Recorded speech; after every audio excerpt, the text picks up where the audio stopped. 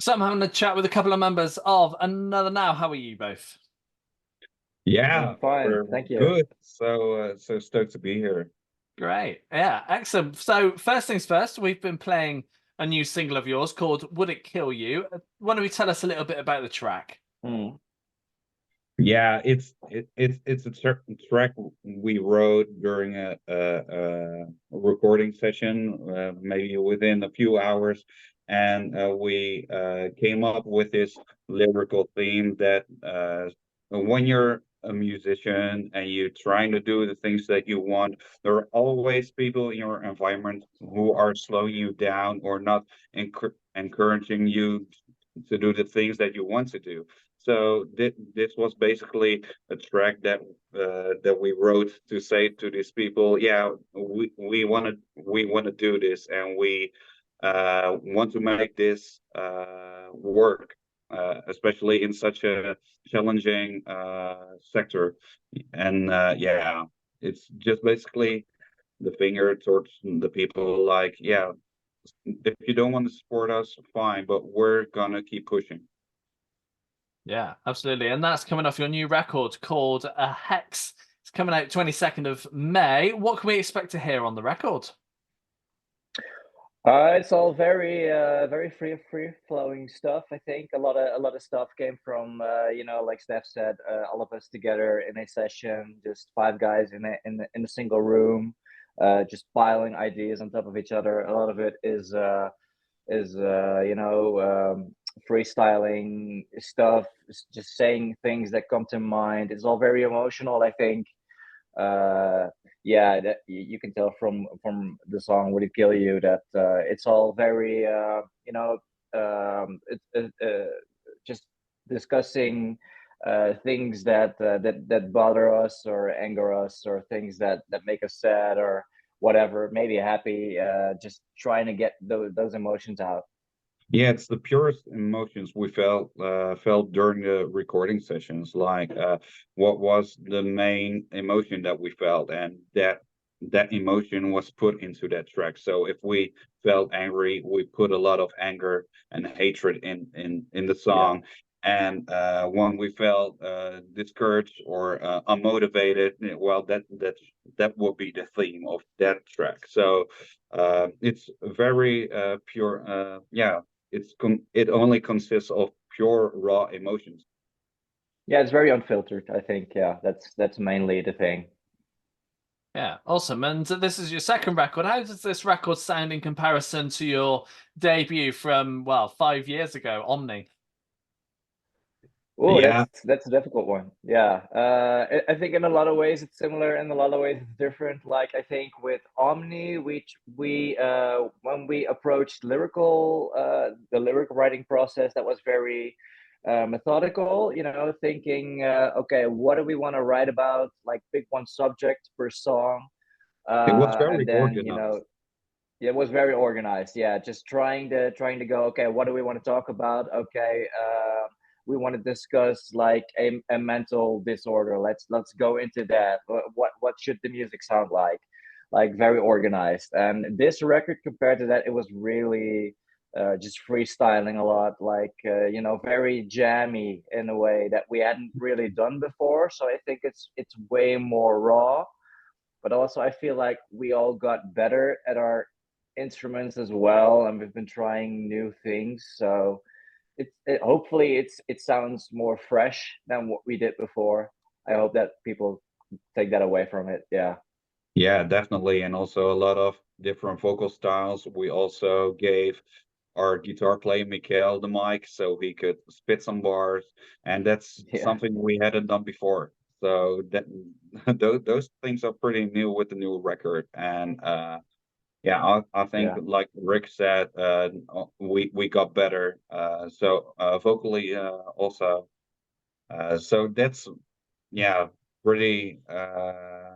Yeah, it has been improving since Omni, in my opinion. Also, the structures of the tracks with a lot of diversity, but still some logic to it or something. It's not all completely random like we did in our previous on our previous record.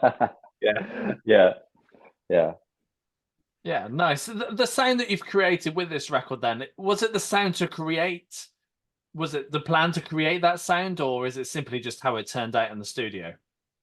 Yeah, the sound found us during that moment. Yeah. We've never been looking forward uh, to a certain style, so the moment is the lead. So yeah, if we feel like, oh, we add some synths or some EDM drums to it, yeah, it's just in a moment. And all right, if we've never done a blast beat before, so we were like, yeah, let's do a blast beat. Yeah, All yeah. of What those, came out is what came out, really. We tried really hard to not filter what we came up with in the moment, and that's scary in some parts. There's some moments on the album that I'm like, oof, that's very naked or very yeah. I'm very curious what people are going to think of it, but yeah, it's exciting to be that vulnerable and just see where the music takes you.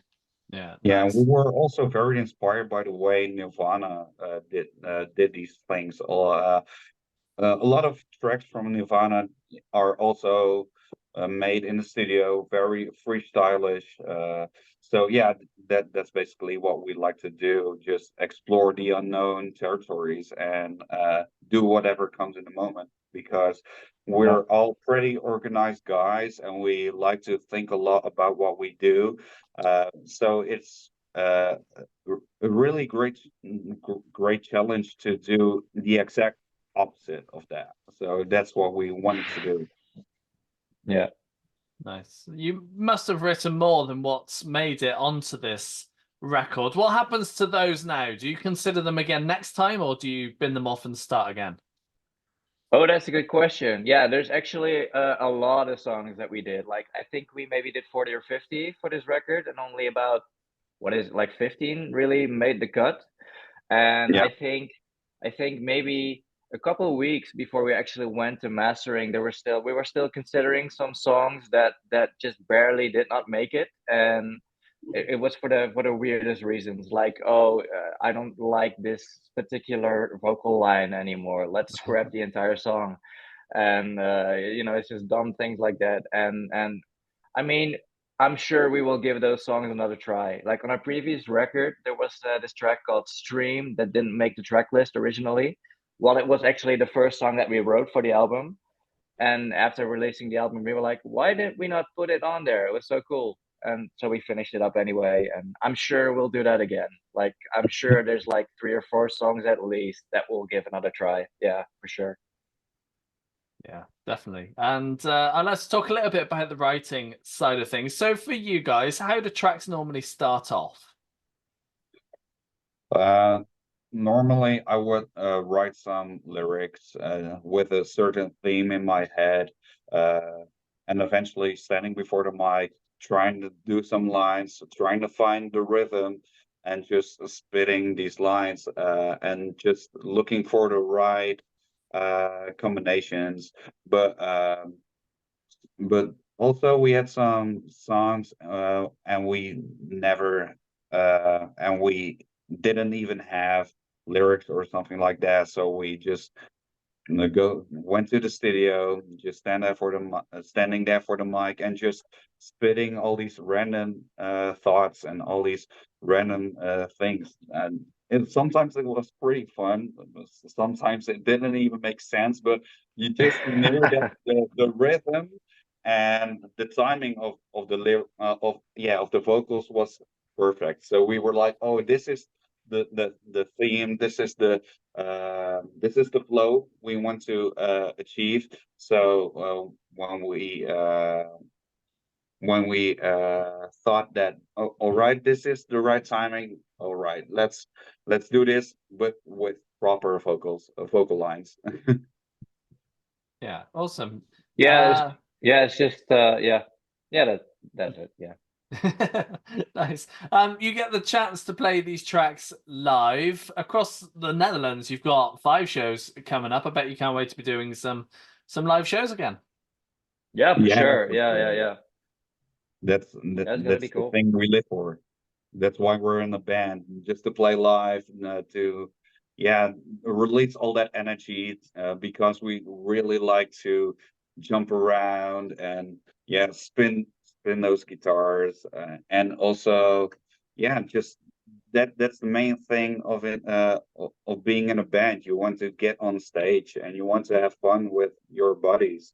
So yeah, we're psyched to be back on stage.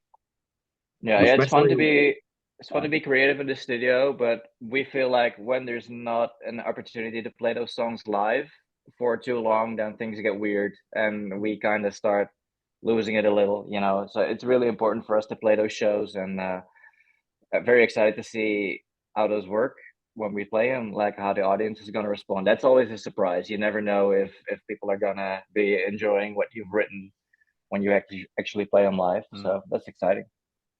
Yeah, yeah, most definitely. I've looked at your past shows as well, and it doesn't seem like you've done much outside of the Netherlands for a long time. When are you coming over here to the UK? What's the plans for other shows outside of the Netherlands? yeah, yeah, that's a good question. We really want to play abroad and going to the UK, tour in the UK, but yeah, it's also finding the right people to organize such a thing. And so we're basically in that phase that we're talking to a lot of potential partners to make that happen. So we really want to go to the UK, but also Germany is one of the main markets in Europe for metal. So yeah, so also looking towards potential partnerships, and yeah, we've been talking with a lot of people who could help us. So hopefully within a year or so we could make that happen.